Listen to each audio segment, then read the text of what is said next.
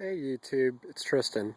Just to wrap up our last video, I went ahead and cut back all the chard, and I also cut back the beet greens over here. Went ahead and steamed it, cooked it, and we'll put it in the freezer.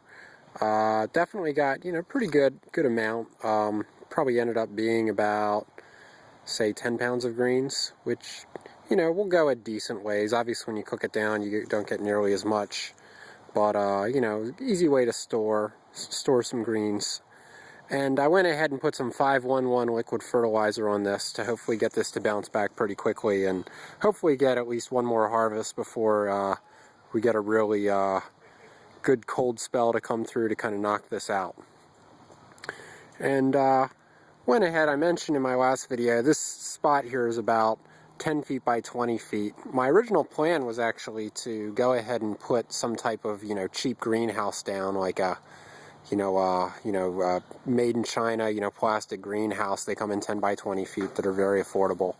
But don't know if I'm going to be able to do that just because, we do get some pretty high winds up here. We're actually at a pretty good elevation. We're at about 900 feet.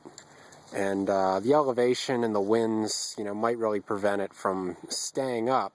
So one thing that I had kind of thought of, we'll see how this works, but went ahead and just, I already had some of this wire material laying around. It's about 3 feet, the material is. So I went ahead and bent this, put it over the spinach for right now. We'll see how this works as a frame, and then I'm going to go ahead and cover this with some row covering material, which is actually, it's like a very light fleece, and that comes in a 5-foot width, so you can actually get on Amazon. I think it's about $13 for 25 feet and about $18 for 50 feet.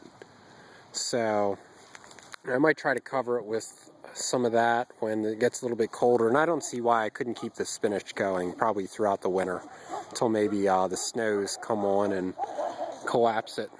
But it would be a good way to at least keep some greens going. And have the broccoli over here. The broccoli might not get much of a yield out of it, although I do have some more of this wire material. I might try to cover it up, just see if I can keep it going. The big advantage I have here actually is that, other than having a decent amount of space, I also have pretty good sunlight that comes in. It's about 5 o'clock at night, and you still have some pretty good direct sun on here, and we start getting this direct sun by about 8:30. So to get 8+ hours of sun in, the mid to late fall is pretty good. And, generally, as you find, most winter harvests are limited by the amount of sunlight you get just because of the days being so short and the angle of the sun. But I'm encouraged, at least so far, just with the amount of sunlight. You're getting 8 hours, 8.5 hours, you're doing really well.